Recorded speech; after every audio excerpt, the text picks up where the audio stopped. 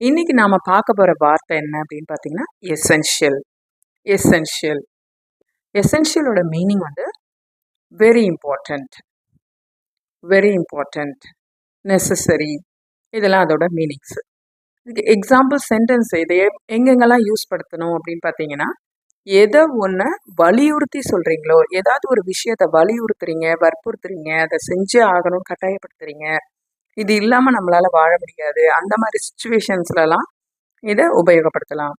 For example, water is essential for survival.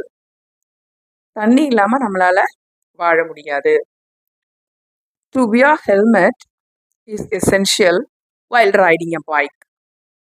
பைக்கில் போகும்போது ஹெல்மெட்டுன்றது ரொம்ப ரொம்ப அவசியமான ஒன்றாகும்.